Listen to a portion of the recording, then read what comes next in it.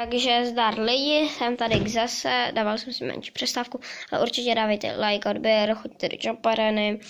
A chtěl jsem vám ukázat 2 lehké triky na tom skateboardu. Jo, snažíme se dosáhnout 100 odběratelů, že tam nastolte poslední 4 odběry. To musíme dát. A jinak my už jdeme k tomu skateboardu. Já tady dám kameru, hop. Počkejte chvilku. Moderní problémy se řeší moderním způsobem. Jinak já tady mám tady tenhle skateboard a vždycky ten skate ovládejte to těma 2 prstama. Já si sundám ten náramek, aby vám nezavazal. Prostředníček a ukazováček. Tím v podstatě ovládáte takhle ten skate, můžete s ním dělat různé triky a tak prostě, že jo. A jak máte ten skate, první trik bych chtěl udělat takový combo 360. Vezmete, já to dělám takhle normálně, že letělo mi to mimo kameru, vezmete skate, dáte takhle 2 prsty, takhle je budeme dávat i při tom dalším triku, takhle je dáme oba na kraje skateu a v podstatě jenom švihneme takhle do boku, nebo to můžeme dělat ještě takhle. A nejtěžší varianta je, že to prostě dáme jenom takhle a otočíme to, což já neumím, protože je to už hodně těžké na mě. Ale jinak to bude takový tutoriál, prostě si to můžete dělat jak chcete. Jo, tady to ten trik se hodí na přeskakování překážek s tím skateboardem malým.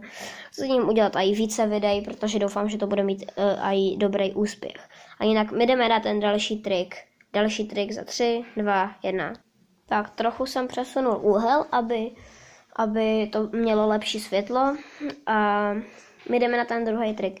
Zase budete muset dát tady na kraje skateu ten trik, nevím, jak se to jmenuje. A je to taky v podstatě něco z 360, ale můžete tam těch otoček dát i třeba 1080, 3 otočky. Ale jinak je to v podstatě takhle. Že to v podstatě otočíte takhle ten skateboard. Když se mi to povede, tak teďka se mi to povedlo, doufám, že to šlo vidět.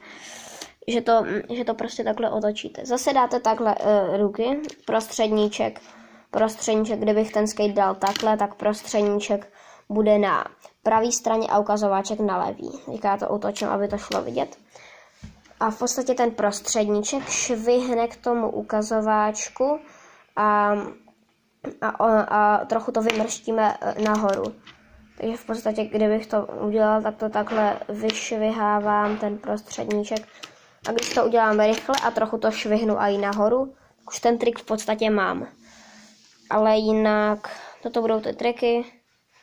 Dávejte like, odběr a zatím 3, 2, 1, čau.